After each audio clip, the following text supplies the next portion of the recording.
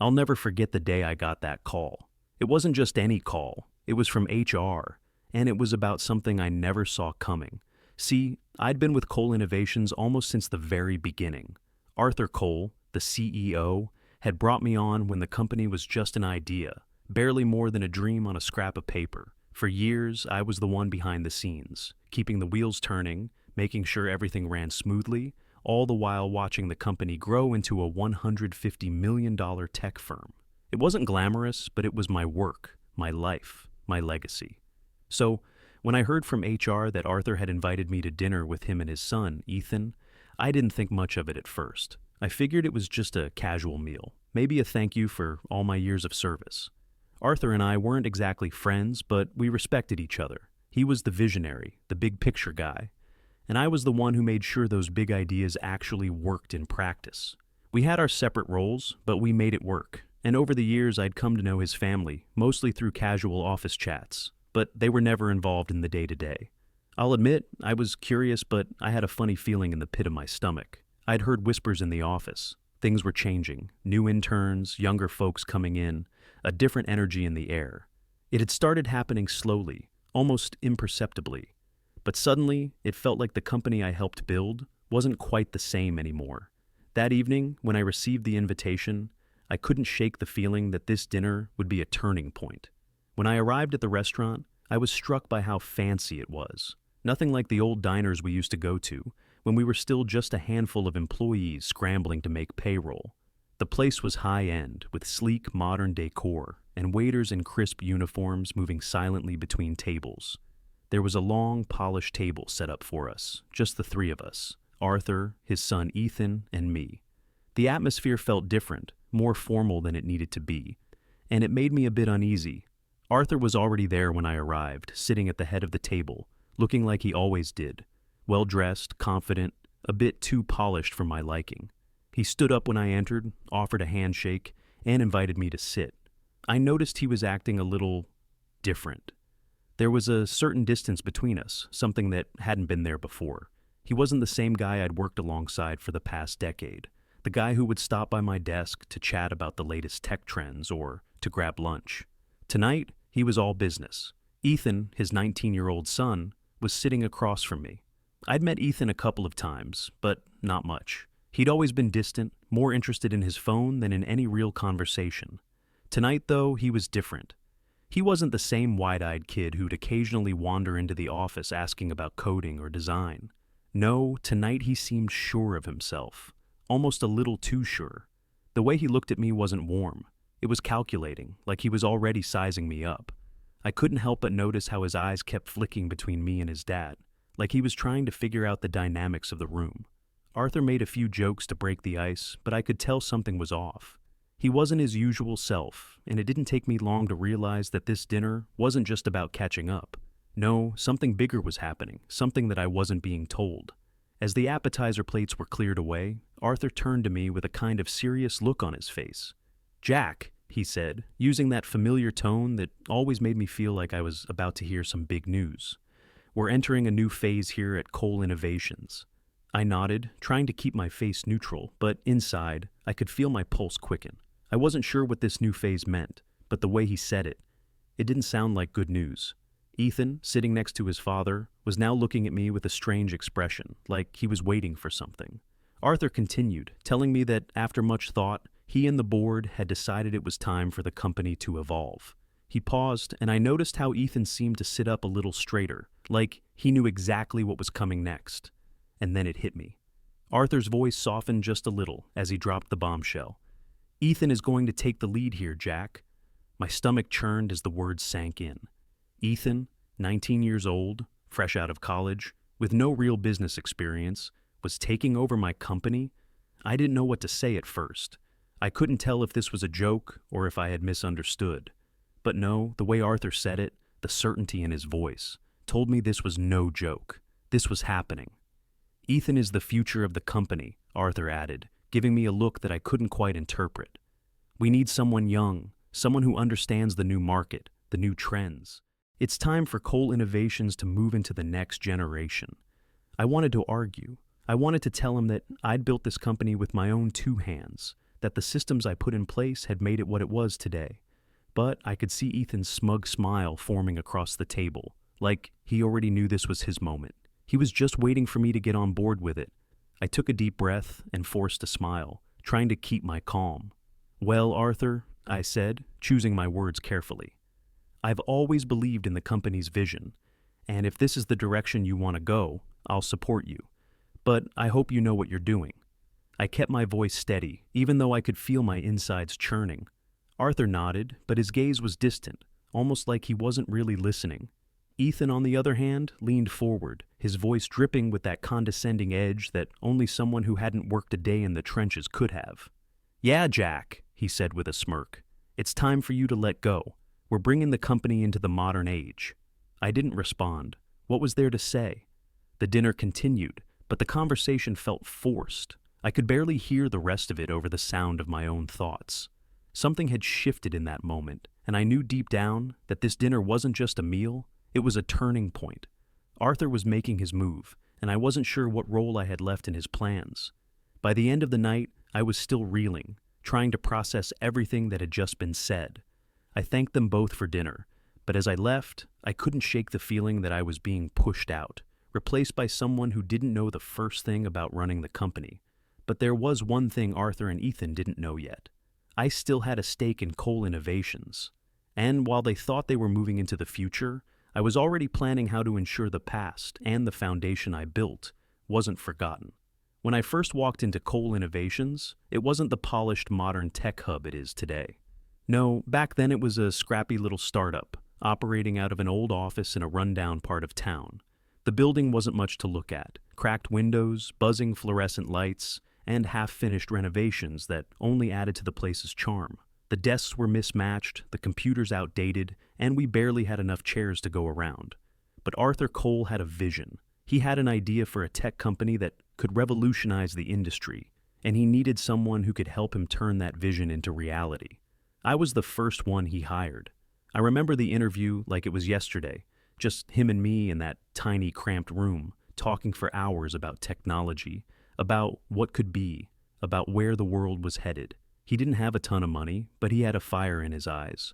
I believed in him, and I believed in what we could do together. I was fresh out of college myself, hungry for success, and ready to pour my heart and soul into building something that mattered. So I took a leap. I joined Cole Innovations, and from day one, I put my all into it.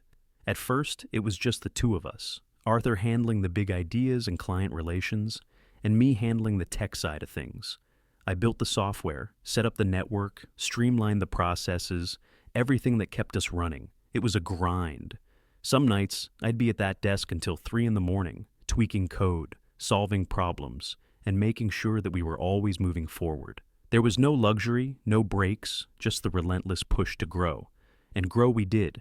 It didn't happen overnight, but over the years, we started to get noticed. Small clients turned into bigger ones. We landed our first contract with a major company, $500,000, which felt like a fortune back then. With that money, we were able to upgrade our office space, hire a few more employees, and finally start making some headway in the industry. But it wasn't just about the clients or the money. It was about building something that mattered. Arthur and I weren't just running a business, we were creating a legacy. We weren't perfect, of course. There were plenty of bumps along the way. There were arguments, long nights, and moments of doubt. But we made it work. As the company grew, my role evolved. I became the go-to guy for everything behind the scenes. While Arthur was out there making deals and selling the vision to investors, I was the one holding it all together. The systems, the software, the operations, it was all on me. I wasn't just the tech guy anymore. I was the person who kept the engine running. By the time Cole Innovations reached the $50 million mark, I had pretty much solidified my place. The company was no longer a small operation. We had departments, staff, systems, and processes in place. It was a well-oiled machine, and I took great pride in that. I was the unsung hero, the one who made sure everything worked seamlessly. And Arthur? He was the face of the company, the visionary. We made a great team, each of us doing what we did best. But over the years, I started to notice changes that didn't sit right with me. Arthur became more distant, less involved in the day-to-day operations. His focus shifted from managing the company to chasing new opportunities, thinking about expansion, talking about the next big thing. The company was growing, sure, but I could see that we were moving away from what made us successful in the first place. I wasn't just talking about the product or the services anymore, I was talking about the culture, the heart of the company, the personal connection we had with clients, the care we put into every project. It was all starting to slip through the cracks. Then came the interns. At first, it was just a few, bright-eyed, eager kids right out of college. They seemed harmless enough, but over time, their numbers grew. New managers started to pop up as well, people with impressive resumes and big ideas, but no real understanding of the foundation we had built. They didn't know the systems, didn't understand the intricacies of our operations. They just came in with this shiny new vision, pushing ideas that didn't fit the company's culture. The place started to feel different. And then there was Ethan, Arthur's son. Ethan had always been around the office, shadowing his father, but recently he had started taking a more active role. He had just finished college, full of fresh ideas and a lot of enthusiasm. But what struck me was how quickly he was being given the reins. Arthur would talk about him like he was the future of the company, like Ethan was the one who was going to lead us into the next phase. I couldn't shake the feeling that Arthur was grooming him to take over. And as much as I respected Arthur, something didn't sit right with me about it. Ethan didn't have the experience. He didn't know the company the way I did. He didn't understand the long hours, the sacrifices, the struggles it had taken to get us to where we were. I started to wonder if I was being pushed aside. Ethan had a certain air about him, young, confident, with ideas that seemed to come from a textbook rather than from the trenches. I didn't want to be cynical, but it was hard not to see the writing on the wall. Arthur was so focused on handing over the reins to his son that I started to feel like I was being left behind. I kept telling myself to stay patient. I'd been here from the start, and I had earned my place. But with each passing day, it became harder to ignore the shift in the company's direction. The culture was changing, and I wasn't sure where I fit in anymore. I had built this company with my blood, sweat, and tears, but now I wasn't sure if the company still valued what I brought to the table. Things were changing, and I didn't know if I could keep up. The dinner was held at one of the best places in town, sleek, modern, with soft lighting and white tablecloths that looked more like a stage set than a place to eat. Arthur had always appreciated the finer things in life, and Ethan, of course, was already accustomed to that world. Me? I wasn't there for the luxury, but because I'd spent years of my life building Cole Innovations into what it was. So, when I received the invitation from Arthur to join him and Ethan for dinner, I figured it would be another one of our typical discussions about the future of the company. Little did I know, this dinner would mark the beginning of the end of an era. As we sat down, the three of us positioned around a polished mahogany table, I could sense that something was off. Arthur was his usual composed self, but there was an odd tension in the air. Ethan, on the other hand, looked like a man who had already inherited the world, sitting there with a cocky smile that I couldn't help but feel uneasy about. The whole thing felt surreal. Here I was, the person who had given up countless nights and made untold sacrifices to get this company off the ground. And now, I was about to hear news that I wasn't sure I was ready for. After the usual pleasantries, Arthur leaned forward, his hands folded neatly in front of him, and I saw the glint in his eyes. He had something important to say. My gut twisted. "Jack," he began, his voice steady but carrying an undertone of something I couldn't quite place. "As you know, Cole Innovations has come a long way. We've done well, but we're entering a new phase now." He paused, clearly gauging my reaction before dropping the bombshell. "I've decided it's time for Ethan to step up and lead the company." I froze for a moment. Ethan? The kid was barely out of high school, and he was going to take over everything I had worked for? I glanced over at him. Ethan, the golden boy, didn't even try to hide the pride on his face. His smirk was almost insulting, like this was a game to him. Arthur continued, as if I hadn't just heard the words that could completely change my life. "Ethan's going to be the new face of Cole Innovations. He's got fresh ideas, a new vision, and I believe he's the one to take us to the next level." His words flowed easily, but I could feel the undercurrent of finality in them. "I think you'll see the benefit of this change, Jack." I wanted to say something, anything, but I knew that now wasn't the time. I had always respected Arthur, but this was a different story. I had poured my blood, sweat, and tears into this company. I'd been the one to put the systems in place, the one who made sure the wheels turned while Arthur focused on the big picture ideas. And now, just like that, I was being told that my time had passed, that the future belonged to a kid with no real experience. Ethan spoke then, his voice dripping with the kind of arrogance you can only get from privilege. I mean, it's about time we bring in some new energy, right? We can't keep doing things the old way forever, Jack. You're a great guy, but things are changing. You should adapt. I stared at him, trying to keep my face neutral. There was no way I was going to let this young upstart think for a second that I was intimidated or that I didn't have a place in this company anymore. But the weight of it hit me harder than I expected. This wasn't just about a shift in leadership. It was about my entire role being diminished, erased even. I had been the backbone of this company for so long, but to them, it seemed that the future lay in youth and inexperience. Arthur wasn't done yet. I know this might be a lot to process, Jack, but I want you to know that you're still an important part of this company. You'll always have a place here. The words sounded hollow. He was reassuring me, but the message was clear. The reins were being handed over, and I was supposed to be okay with it. I took a deep breath and nodded. Of course, Arthur, if that's what you think is best. I kept my tone steady, not letting them see how much this stung. I've always supported you in the company. If Ethan's the future, then I'll support him too. Inside, though, my mind was racing. This was more than just a leadership change. This was about the very heart of the company, the one thing that had defined me for the past 2 decades. And now, in one swift move, I was being told it wasn't mine anymore. Ethan smiled smugly, as if he'd already won, and I could almost hear him thinking, this old guy just doesn't get it. I leaned back in my chair, trying to keep my face composed, but my mind was already working 100 miles an hour. I didn't care what Ethan thought. I didn't care what Arthur believed. I'd spent too many years building this company to simply let it go. This dinner, this wasn't the end. It was just the beginning of something much bigger. And if I was going down, I wasn't going down without a fight. As dinner continued, the tension in the air was palpable. Arthur kept reassuring me that everything would be fine, that this new leadership shift was for the best.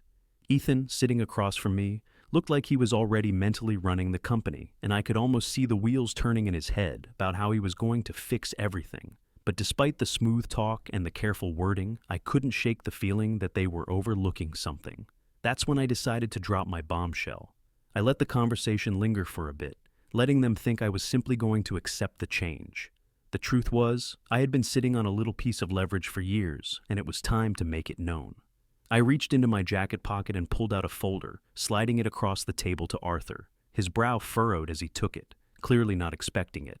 "What's this?" he asked, but the edge in his voice suggested he already had a suspicion. "Arthur," I began, my tone calm but firm. "I've been part of Cole Innovations since day one. I helped build it from the ground up. And while you've always been the visionary, I've been the one keeping the gears turning." I paused for a moment, letting that sink in. That means I have more than just a legacy here. I have ownership, specifically 7% of the company. There was a moment of silence at the table. Arthur's expression shifted, and Ethan, who had been leaning back smugly in his chair, suddenly straightened up. 7%? Arthur repeated, his voice tinged with disbelief. "Jack, we've always considered you a partner in the sense that you've been integral to the company, but you never mentioned this." I nodded slowly. "I've kept it quiet for a reason. I never wanted it to be an issue, Arthur. My stake has always been more about protecting what I built, not flaunting it. But this situation is different now." Arthur looked over the papers, his eyes scanning the ownership agreement that had been quietly drafted years ago when the company was still in its infancy. The truth was, I'd never been one for contracts and legal jargon, but in the early days, when it was just the two of us, Arthur dreaming big and me doing the grunt work, I had made sure my position in the company was secure. Arthur had been fully aware of it at the time, but it wasn't something I'd ever needed to bring up, until now. Ethan, still sitting across from us, let out a small, almost dismissive laugh. "So, what? You're holding a little piece of paper and trying to act like you still have a say in all this?" His words stung, but I wasn't going to let them get to me. I had fought too hard to build Cole Innovations into what it was, and a kid like Ethan wasn't going to scare me. I met his gaze squarely. "It's more than just a piece of paper, Ethan. It's a 7% stake in a company that I helped create. It gives me voting rights. It gives me influence. And most importantly, it gives me a say in what happens next. Arthur leaned back in his chair, his face tense. I could see the wheels turning in his head as he tried to assess the situation. He had known about the stake, of course, but I don't think he had truly grasped how it could impact the future of the company. Ethan was so focused on his new position and the power he thought he was inheriting that he hadn't even considered the fact that I could still steer the ship if I chose to. Jack, I didn't realize you were holding on to that much, Arthur said, his voice more cautious now. But we've always said this company is a family, and Ethan— Family, huh? I interrupted, my voice calm but resolute. If you're truly considering this company to be family, Arthur, then you should know that a family doesn't just toss aside the people who've been there since the beginning. I built this. I helped you build this. And I intend to make sure it doesn't get destroyed in the name of new energy and fresh ideas. There was no denying that Arthur was rattled. He and I had been through a lot together, but I had always kept my cards close to my chest. This was no different. My stake in the company wasn't just about the money. It was about control, stability, and preserving what we had worked so hard to create. I wasn't going to let Ethan's ambition or Arthur's blind faith in his son compromise everything I had fought for. Ethan finally spoke up, his voice dripping with arrogance. Well, I don't see how holding on to 7% is going to change anything. I'm taking over. The company's going to be mine, Jack. You can't stop progress. I looked directly at him, the calmness in my demeanor a stark contrast to the storm brewing inside me. You think this is progress? You think you're just going to waltz in here and take over without understanding what made Cole Innovations successful? You'll learn the hard way, Ethan, but when you do, I'll be here to make sure the company I built doesn't get torn apart by someone who thinks they know better. Arthur looked between us, his eyes narrowing. Jack, I don't want this to be a fight. I want you to understand that this is the direction we're moving in. I took a slow breath, steadying myself before responding. And I want you to understand, Arthur, that I'm not going anywhere. Not unless I know that the company I helped build is in good hands. Ethan's got a long way to go before I'll ever consider stepping aside. And if that means using my stake to protect what's right, then that's what I'll do.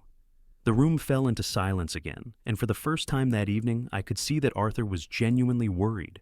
Ethan, too, seemed to realize that this wasn't as simple as he thought. The game had just changed, and I had no intention of letting them forget it. The weeks following the dinner felt like an emotional roller coaster. Ethan, eager to stamp his own identity on Cole Innovations, wasted no time in pushing for sweeping changes. His enthusiasm was palpable, but unfortunately it was clear he was in over his head. He started by making decisions that, on the surface, seemed like logical steps toward modernization, but in reality, they were decisions that lacked the understanding of what had made the company successful in the first place. At first, I tried to give him the benefit of the doubt. After all, it wasn't uncommon for new leadership to want to innovate and improve upon the foundations already laid. But as the weeks went on, it became painfully obvious that Ethan's decisions were becoming more about appearances than substance. He began to bring in consultants, hire a team of young, innovative thinkers, and, in one of his first major moves, suggested cutting several of the core internal teams, arguing that we could streamline operations. This didn't sit right with me. The teams he wanted to cut were the very heart of the company. These were the people who'd built Cole Innovations alongside me, the ones who knew the business inside and out. But Ethan didn't seem to care about that. His focus was on growth, at all costs, without understanding what had made us successful. I started noticing the tension in the office. Employees were confused, frustrated, and increasingly disheartened by the new direction Ethan was taking. Even Arthur, who had always been supportive of Ethan, began to look more uneasy in his son's presence. I could see the worry behind his smile, the quiet hesitation when he spoke, but he still believed in Ethan. After all, Ethan was his son, and Arthur had worked his whole life to build a legacy that he wanted to pass on. But this was my company too, and I couldn't just sit back and watch it unravel. I had to take control, quietly but firmly. I knew this company better than anyone, and I wasn't about to let it be run into the ground by someone who thought they knew better, but didn't understand the core of what we had built. The systems that had made us successful weren't just a series of technical processes. They were a culture, a carefully constructed environment that allowed for growth without losing what made us unique. I had spent years carefully shaping that, and I wasn't going to let it be erased in a few short months. So, I started making adjustments behind the scenes. It wasn't an immediate takeover, but I began reorganizing some of our internal processes, focusing on areas that Ethan was neglecting or misunderstanding.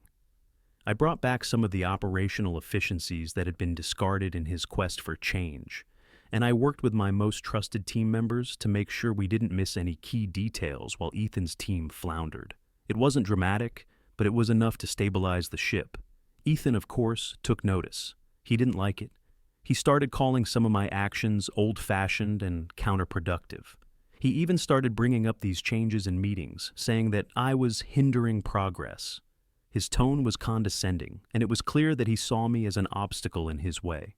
He was all about flashy new ideas, branding changes, restructuring departments, outsourcing major operations to save money. But I knew better. I knew how fragile these decisions were. The company wasn't just a set of numbers or a marketing campaign. It was built on relationships, hard work, and a deep understanding of our clients. The breaking point came when he pushed for outsourcing the back-end operations, a move I knew would destroy the quality of the service we provided. When he presented it to the team, I couldn't hold back anymore. I stood up and interrupted him. Ethan, with all due respect, you're not looking at the long-term consequences. Outsourcing means losing control of the most important part of our company, the client relationships and the expertise that our team has built over the years. Do you even know how much our clients trust us with their sensitive data? Ethan shot me an irritated glare, but he didn't argue. Arthur, who had been quiet during the entire exchange, seemed to realize that things were starting to spiral out of control. He agreed with me to put the outsourcing idea on hold, but I could see the hesitation in his eyes. It was as if he was torn between supporting his son and preserving the integrity of the company. Despite the small victory, I knew this was only the beginning. Ethan wasn't going to stop pushing for change, and now that I had made my stance clear, I had to be ready for whatever came next. I knew that the battle for the soul of Cole Innovations wasn't over. I had to keep my eyes on the bigger picture, because I wasn't going to let this company, the one I'd poured my blood, sweat, and tears into, be destroyed by a young man who didn't understand what it took to get us here. As the weeks turned into months, Ethan's overconfidence began to take a toll. He had that youthful energy, that unshakable belief that everything new was better than what had come before. He'd grown up watching his father build Cole Innovations, but he didn't fully understand the sacrifices or the vision that had made it what it was. All he saw were numbers on a page, opportunities for growth, and ways to modernize the company's image. But what he didn't see were the cracks forming under the weight of his decisions. One of Ethan's first major initiatives was to completely overhaul the company's branding. He wanted a fresh, modern look, something sleek and minimalistic that would appeal to the next generation of tech users. I understood the desire to refresh the image. We'd always been a little more understated compared to some of the flashier companies in our industry. But there was a deep-rooted reason for that. Our brand had always been about reliability, trust, and expertise. Our clients didn't care about being dazzled by flashy designs. They wanted results, they wanted stability, and they wanted to know we could deliver every single time. Ethan's new brand rolled out quickly, too quickly. I remember the day we received the first mock-ups for the new logo. I could barely recognize the company I had built. The clean lines, the bright colors, everything about it felt disconnected from our core values.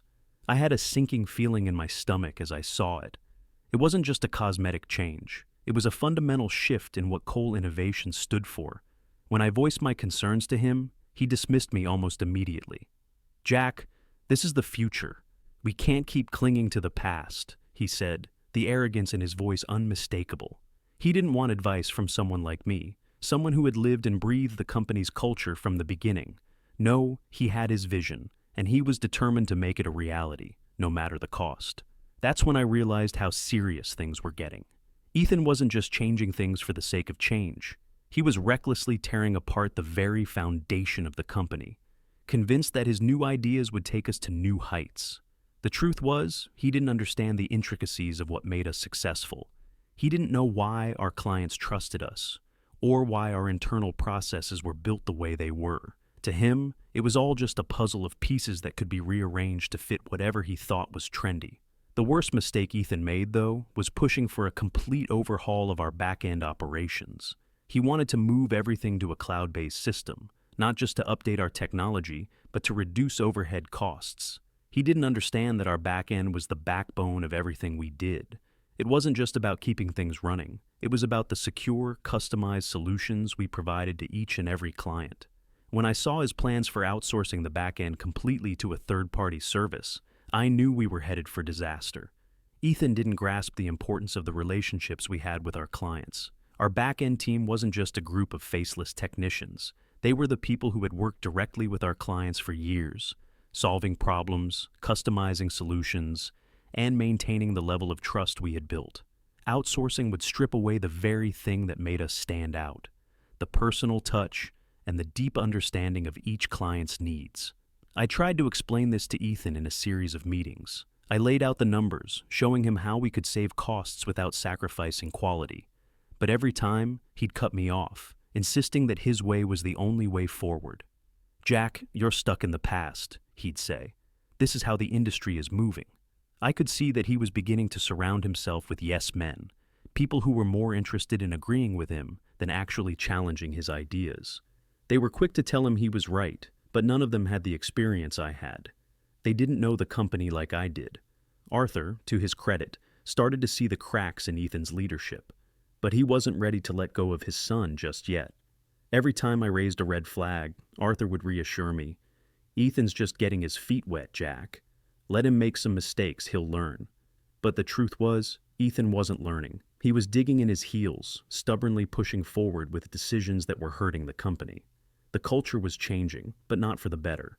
It was becoming more chaotic, less focused, and more about making waves than making progress.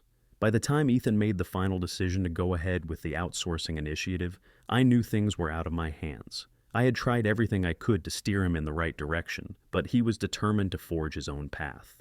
The company was no longer in the hands of someone who cared about its legacy. It was in the hands of a young man who was more interested in proving himself than preserving what had been built. The worst part was, I could see what was coming. This wouldn't be a simple mistake. It would be a mistake that would cost us dearly. And Ethan, for all his bravado, was about to learn the hard way that leadership wasn't just about pushing forward. It was about knowing when to slow down and listen. After witnessing the first few signs of Ethan's disastrous leadership decisions, I knew it was time to shift gears. I wasn't about to let years of sweat, late nights, and sleepless weekends go to waste because of a kid who didn't understand the value of what we had built. So I began laying the groundwork for a course of action that would keep me in control, even if it meant facing down both Arthur and Ethan head on. I had to be discreet. If I made any overt moves, I risked tipping them off. My 7% stake in Cole Innovations wasn't just a silent piece of the company, it was my ticket to influence, and I wasn't about to let that slip through my fingers. My first step was to reach out to my attorney. The lawyer had been with me for years, helping with contracts and keeping me updated on any changes in corporate law. I told him to prepare for a potential legal battle, everything from ensuring that my shares were secure to having documents ready in case the company was sold. I knew that having everything in place without anyone knowing was going to be my best defense. Meanwhile, I didn't wait around. While Ethan continued to push through changes without consulting anyone, I went on the offensive. My knowledge of the company's clients, suppliers, and internal operations was unparalleled. I reached out to some of our top clients to reassure them that the quality of service wouldn't change, even though it was becoming clear that Ethan had no clue about the long-standing relationships I had nurtured. Clients were already beginning to question the new direction, and I couldn't allow that to spiral. In parallel, I contacted several potential buyers. Technova, a competitor that had been eyeing Cole Innovations for years, was still a strong contender. I knew they would be interested in acquiring our tech and client base, but I didn't want to jump into that unless absolutely necessary. It was a backup plan, a powerful one, but one I hoped I wouldn't have to execute. I needed to give Arthur time to see how disastrous Ethan's approach would be for the long-term stability of the company. At the same time, I wasn't just waiting on the sidelines. I reintroduced some of the old systems that had worked well in the past, things Ethan was too eager to discard in favor of his flashy new ideas. I spoke with key managers, reassuring them that we were not abandoning what had made us successful. A lot of the team members I worked closely with were uneasy with the changes Ethan had already begun to implement, but they didn't want to rock the boat either. So I quietly put things back in order, not as a challenge to Ethan's authority, but as a necessity to prevent further damage to the company's reputation. Arthur, too, began to realize that his son's ideas weren't as well received as he had hoped. Ethan's arrogance had blinded him to the company's history and the things that made us stand out in the market. Arthur started coming to me for advice more frequently, something that, despite the circumstances, I appreciated. But it wasn't enough. I knew that he was conflicted. On one hand, he wanted to hand over the reins to his son, but on the other, he knew that Cole Innovations was on the brink of faltering under Ethan's direction. The more I spoke with Arthur, the more I sensed his doubts about Ethan's capability to lead. I was moving strategically, slowly building my position. My legal moves, combined with my ongoing efforts to maintain stability within the company, were becoming a silent resistance. If Ethan's leadership continued to spiral downward, I knew I would be able to take control of the situation. My move wasn't about personal power, but about saving the company and preserving everything I had helped create. I wasn't going to let it fall into the hands of someone who didn't even understand its roots. If nothing else, I was laying the foundation to either take back control or position myself in a way that would allow me to negotiate a deal that kept Cole Innovations alive and thriving, even if it meant parting ways with the Cole family. What was becoming increasingly clear was that this was no longer just about company strategy. It was about survival. I called the board meeting, prepared to face both Arthur and Ethan. Ethan, with his usual arrogance, took the head of the table, while Arthur seemed more tense than I'd ever seen him. I presented my case, legal documents and reports showing how Ethan's decisions were wrecking the company. I looked directly at Arthur and said, "If you let him lead, this company will fail." Ethan attempted to interrupt, but I stood my ground. The room went quiet.